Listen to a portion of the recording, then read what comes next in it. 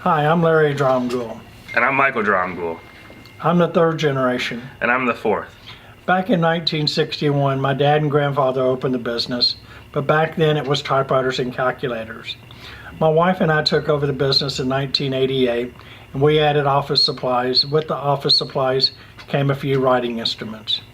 Because of some special edition or special order Montblancs, we built one of the biggest pen stores in Texas. Michael has recently graduated A&M, and he has come into the business full-time, and he's ready to take it to the next level. One of the things that I wanted to do when I got here was try to expand our presence beyond just our store. And one way I figured we could do that would be by doing like a video series and also playing podcasts. And so that's what we're doing here. In this first podcast, we want to talk about the history of our store, and then I also wanted to tell you about what's to come from the podcast in the future. So in the podcast, I want to talk about new products that we're going to be having and going into detail, doing a review of these products. And then I also want to do something cool like a used pen of the week, or maybe a vintage pen of the week for the people that like vintage pens. And then I also wanted to do one of the biggest things I want to do is like customer and rep interviews. So I want to talk to customers about their collections and ask them what their favorite pen is, and that way it helps you develop a relationship with our customers, since you don't get to do that if you're not here in Houston. I also wanted to do, like I said, the rep interviews. We do pen shows all the time, and so with those pen shows we have reps from all the brands. We have Montegrappa, Aurora, Namiki, all those kind of things. For example, later in this podcast you're going to see Ryan from Kenro, and he's going to talk about some of the brands they carry. We're also going to be doing a lot more events coming up in the future. We've got lots of things planned for here in December. And then I also, after I do those kind of things, I want to do like a question and answer session, so that way y'all can tell me what y'all want to hear, and we'll figure out the best way to answer those. And then I also just want to talk about the store more today. We're going to go further into the brands that we carry. We literally carry anything from your Twsbi is a $30 pen all the way up to literally whatever you want to spend. And you can go into Montblancs where we have the new Beatles pens. The new limited edition Beatles just came in yesterday. They made 1,969 of them. Some other cool things that we do here at our store is we do have a large selection of inks behind us, and in that we do have some inks that are exclusive to us, and they're all kind of a Texas series of ink. This started out when we started going to the Dallas Pen Show, which is in September of every year, and we had Noodlers create special colors that have cool properties, and you literally can't get them anywhere else. We also carry a large selection of paper products. We have anywhere from Rhodia to Clairefontaine to Tomo River. So that's a really broad selection there as well. Alright, here we have the brand new Montblanc Beatles Collection. This is part of the Great Character series. In this collection you have pens like the Leonardo da Vinci, the Albert Einstein, the Gandhi, the JFK, Andy Warhol, and this is the next one. This is the Beatles. They came out with this in a couple different variations, as they have in the past. They came out with the limited edition like the one that's in my hand, and they also came out with the special edition. To talk a little bit more about the limited edition, I'm going to go into some of the details about it. So what you're looking at now is the top of the cap, and what they did is they did the mesh metal, kind of like what you see on microphones. If you look at the clip of the pen, right here you've got the mustaches from the Beatles. And then at the bottom it is like the tuning knob from the music studio when they were adjusting their music. If you go to look at some of the symbolism on the pen, of course you've got them walking across Abbey Road. Here you have the license plate from the Volkswagen that they had in their video. And then here you've got Come Together and Love, and those are symbols from the song She Loves You. And then also there's just some other imagery from the rest of their career, as you can see. The next one is going to be the special edition. In this one you get the same tuning knob at the bottom, the same mustache on the clip. The biggest difference is going to be the color of the pen. So on this pen they matched the colors from Sgt. Pepper's Lonely Hearts Club Band, and so that's what you're seeing along the body. And what I specifically love about this pen in particular is the huge Montblanc star. It makes a really nice presentation in your pocket. Also in this series, they did just come out with the new matching ink, which they've done in the past. Some of the limited edition inks do very well and have been extremely collectible. I expect this one to be in that same realm. It's the new Beatles Psychedelic Purple. We've got a color sample here, very nice, dark shading purple. You can see that it goes from the light to the dark, but not too dark. So that's a really nice ink there. Alright, here we have the brand new Twsbi Eco-T model. In this pen, it's very similar to the Ecos that you know and love, but they did make some slight changes to it.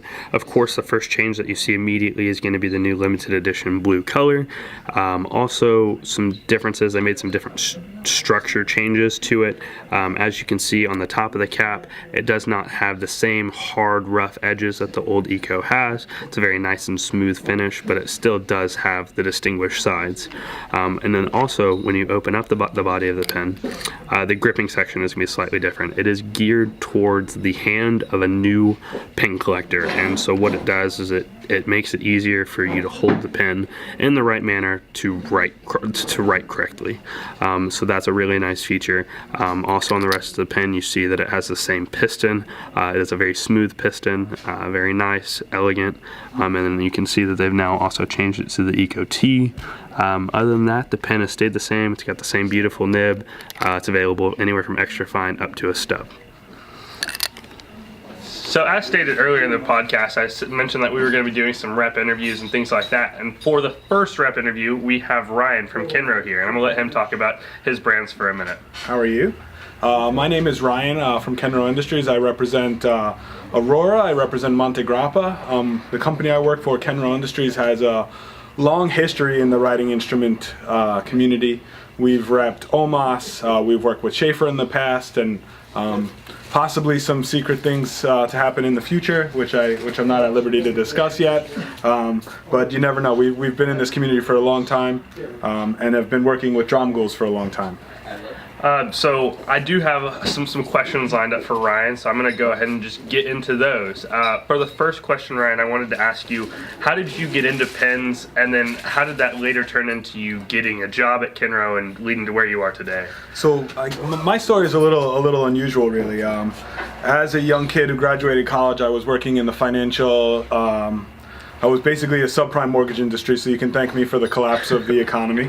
And I went back to school as the industry started to turn to get my MBA in finance, and kind of just started working at Kenro more like a short-term vision, just to kind of have a job to get through the next couple years. And ultimately really ended up falling in love with the writing community and pens in general. And now I'm here about 10 years, so it's been quite a while. And to be honest, my first day at Kenro was the first day I even thought about a good pen. I didn't know anything about it. So how did you find that opportunity? Who introduced you to it? I mean, did you just find it on the street? How did it happen? Well, Joel Blumberg, the president of my company, actually put a posting through my university, and I just applied through it through the school. And they kind of presented it as a marketing opportunity. I didn't know that I was going to be packing boxes every day. But at Kenro, our philosophy is, everyone kind of starts from the ground up. So everybody really starts, picking, packing, shipping, learning the product, working in the service center, and then eventually you can become, an important person like myself. The next question I have for you kind of talks about the relationship between y'all's company and then the companies that you represent. So how exactly do y'all communicate with them? Is it something where you place your orders, or is it something where you tell them, or they allocate it to you? How does that work? It's a little bit of it actually goes a little bit of both ways. Obviously just being a distributor, for the most part, we're at the mercy of what Aurora and Montegrappa really and ultimately want to come out with.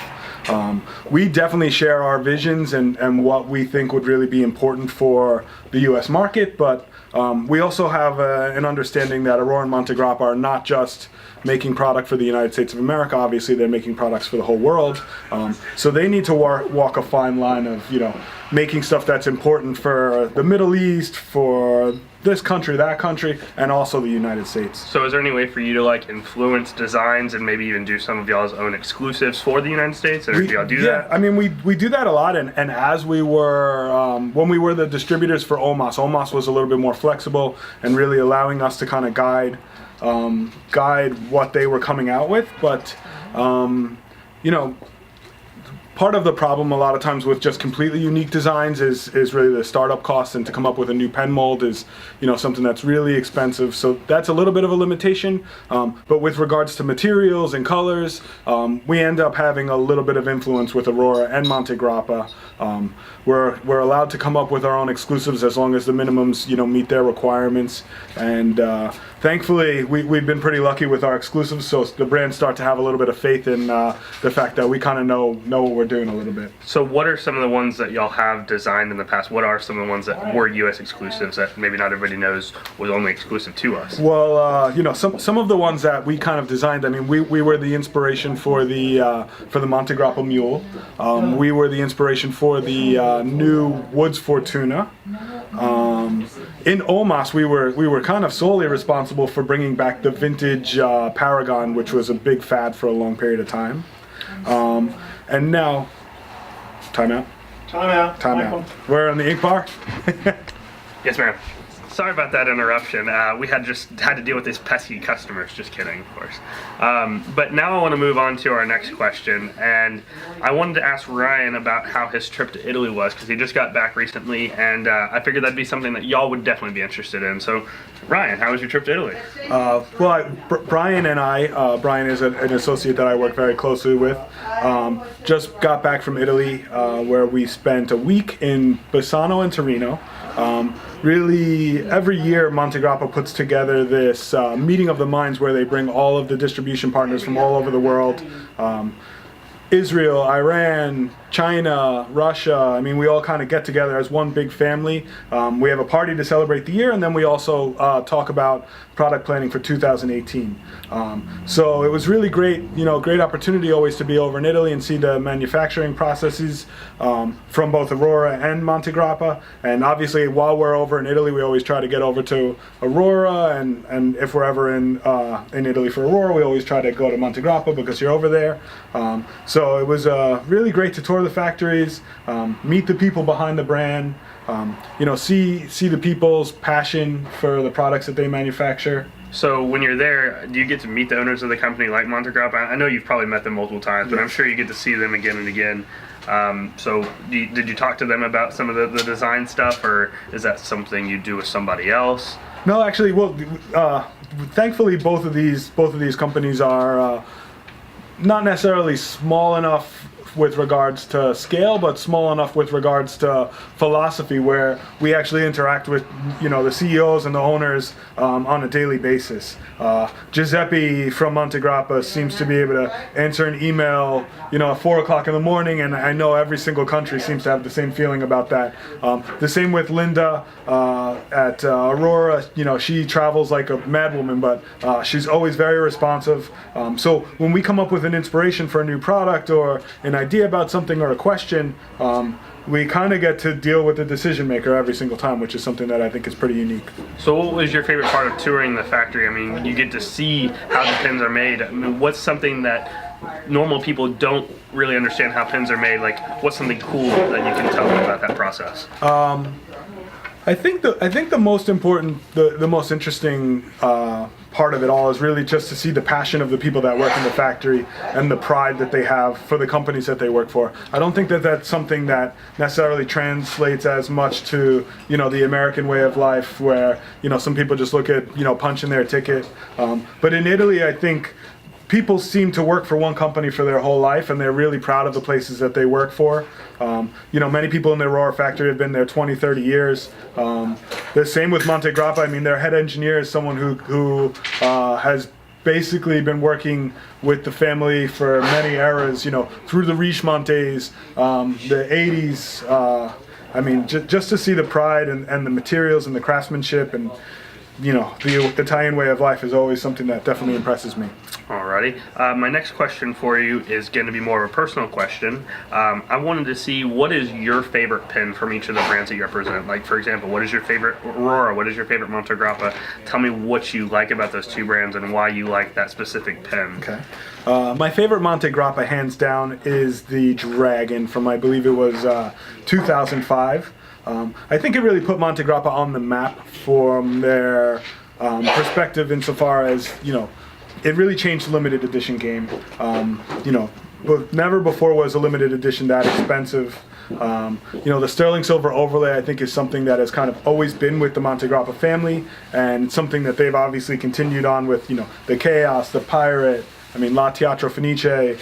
I mean, there's so many sterling silver overlays, but that really, I mean, even this new Game of Thrones limited edition is a sterling silver overlay, and I think that all really started with the Dragon. So, in my opinion, that was always really a pen that caught my eye. And it's inspired pens for 10, 15 years now too. And hopefully much longer. Yeah. Now from Aurora, I think they do something completely different, and that's why my favorite pen from them is something that's a little bit more iconic, a little bit more user-friendly. I've always been a fan of the 88 profile, and pretty much every single pen that they come out in that profile is something that I really like. I think its simplicity is really its beauty. So the fact that, you know, the nibs are interchangeable, it's easy to clean. You have that little reservoir or exhibition piston. You know, I just always really loved the fact that that was a pen that you could take with you and write and then put it away for a month and pick it up, and then, you know, it would write a clean line again. Usually never any hard starts. So from a functional standpoint, the 88 is the pen that I've always liked. And I guess you like the products that come out with this year, because they have had a lot of those. They sure have. And then, so my next question for you, I want to find out is, you know, in 2017 we saw a large trend for flex nibs. It's really something that's been coming on for a little while now. And Aurora has really hit the game for flex nibs. We saw it on all of those 88s. Mm-hmm. Is there anything that we can expect to see in 2018 as far as new products with maybe the same flex nib or maybe a different style of flex or anything like that? What can we expect? Oh, so I think the flex nibs have become very important in this day and age.